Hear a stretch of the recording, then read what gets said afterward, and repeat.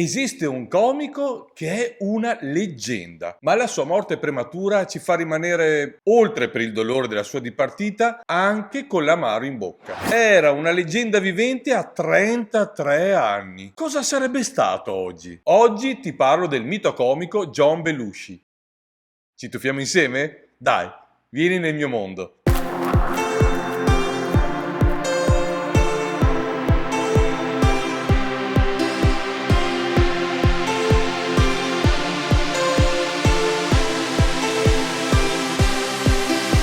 Ciao, io sono Dandy Danno e faccio il comico visuale. Insieme a Diva G siamo un duo comico. In questo canale, se sei appena arrivato, sappi che parliamo di comicità, della sua storia e delle sue tecniche e anche i suoi segreti. Per questo ti consiglio di iscriverti e azionare la campanella. Siamo inoltre gli organizzatori del Think Comedy Festival, sì, il famoso festival della comicità muta. Non lo conosci? Vabbè, allora poi ti aspettiamo qui. John si può definire con un aggettivo: geniale. Per raccontare la sua storia però bisogna partire dalla fine e con un suono. Questo. Sì, una risata. È quello che succede in una chiesa affollata di gente durante il suo funerale. Ma come? Siamo in chiesa, siamo a un funerale e la gente si mette a ridere? Sì, perché quello non è il funerale di uno qualunque, uno come tanti, è il funerale di John Belushi. Tutti conosciamo il film Blues Brothers, tutti conosciamo il suo viso, ma chi era davvero John Belushi? E com'è possibile essere una leggenda e morire così presto? John Adam Belushi nasce il 24 gennaio del 1949, figlio maggiore di una famiglia di immigrati albanesi e proviene da un villaggio dal nome impronunciabile e la sua famiglia aveva un ristorante a Wilton, vicino a Chicago, nell'Illinois. John non si vede come ristoratore e nel 1971 si trasferisce a New York per cercare fortuna nello spettacolo. Diviene cabarettista e attore teatrale. Belushi però fu notato da Lorne Michaels, produttore di Saturday Night Live, e venne invitato a unirsi nel cast del programma. Nel corso degli anni 70 Belushi in quel momento diviene uno degli attori e comici più amati e controversi della storia dell'intrattenimento americano. La sua comicità è travolgente, crea personaggi memorabili, la sua comicità è piena di gag, slapstick e di situazioni comiche esilaranti.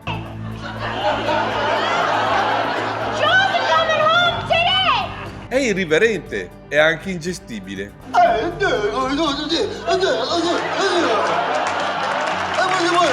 Gli viene data la grande possibilità di esprimersi, ma non ha rispetto per nessuno ed è bravissimo nelle imitazioni. Quando prende di mira qualcuno, lo fa a pezzi con la sua ironia. C'è un'imitazione che gli riesce particolarmente bene, è quella che prende in giro un certo tipo di persone che a John stanno particolarmente antipatiche. È come una specie di ossessione che lo seguirà per tutta la vita. Sono un gruppo, o più che altro una setta politica. Sono i nazisti dell'Illinois. Nel 78 Belushi recita nel film Animal House, un grande successo al botteghino che lo fa diventare una star del cinema. Grazie. Mi ci voleva. Nel 1980 il suo ruolo di Jake Blues nel film dei Blues Brothers diviene un classico cult del cinema. Abbiamo il serbatoio pieno, mezzo pacchetto di sigarette, è buio e portiamo tutte e due gli occhiali da sole. Pensa che insieme a Dan Aykroyd diventano delle vere leggende e anche delle star musicali. Sì, con il loro pezzo scalano pure le hit discografiche. Il mondo non capisce più nulla. Loro sono della polizia? No, signor, musicisti. Questi Blues Brothers sono esistiti? Ti prego, non ucciderci! Lo sai che ti amo, baby. Andiamo. Sono veri o personaggi inventati? Tutto nasce dalla mente geniale di John, che crea questo enigma e il successo è incredibile. Anche il fratello Jim diventa subito una star all'ombra del fratello, ma tutti godono di questo suo successo.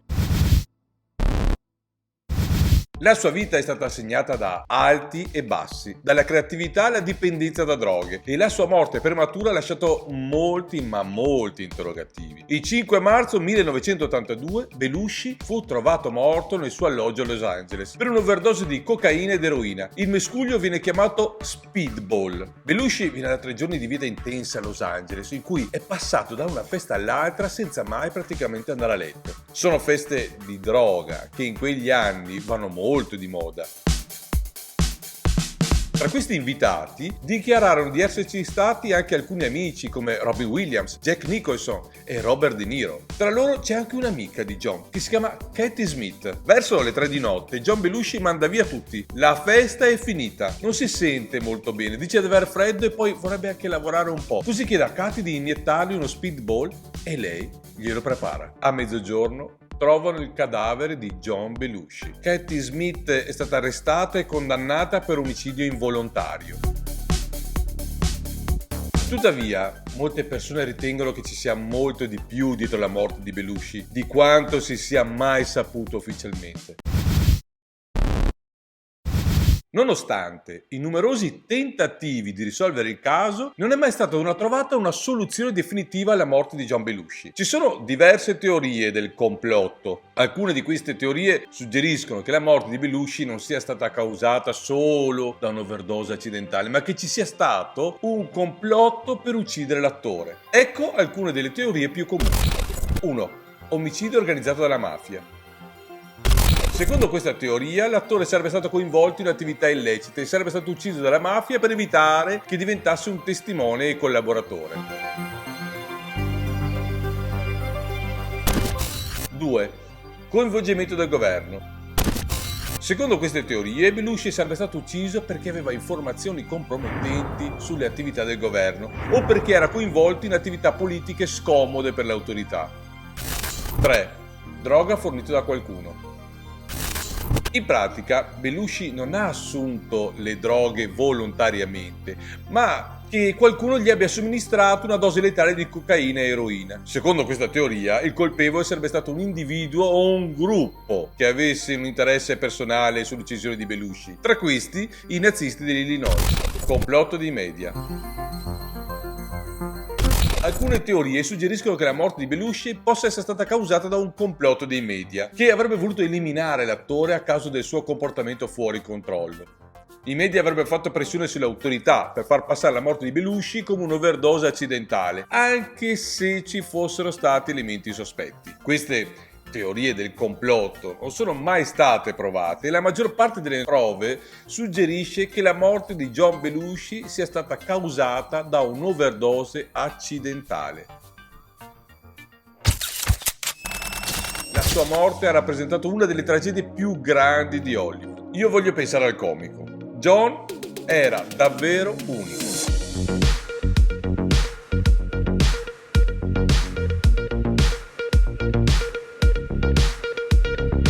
Pensa che Dan Aykroyd aveva scritto la parte di Peter Venkman in Ghostbusters su di lui, che era stata cucita addosso. Dopo la sua morte il ruolo è stato affidato a Bill Murray e la performance di Murray è iconica. Ma non possiamo fare a meno di chiederci cosa avrebbe fatto Belushi con il personaggio.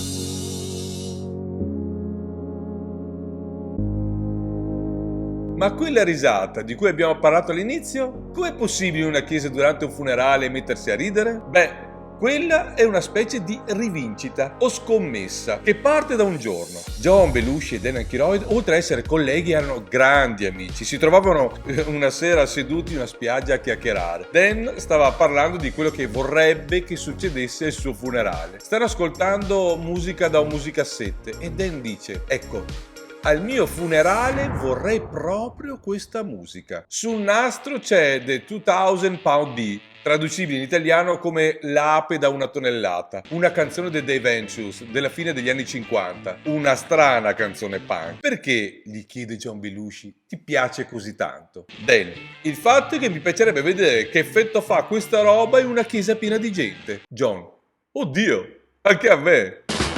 Si promisero che chi fosse morto prima avrebbe suonato la canzone al funerale dell'amico e Dan mantenne la promessa.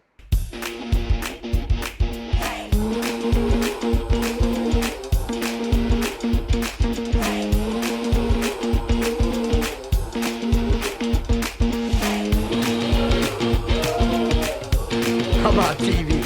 La domanda è: cosa avrebbe creato e quanto ci avrebbe fatto divertire John se non avesse incrociato il suo destino in quella notte? Sarebbe ancora così la nostra comicità? O il nostro senso dell'humor sarebbe diverso? Fammelo sapere e ti aspetto al prossimo video.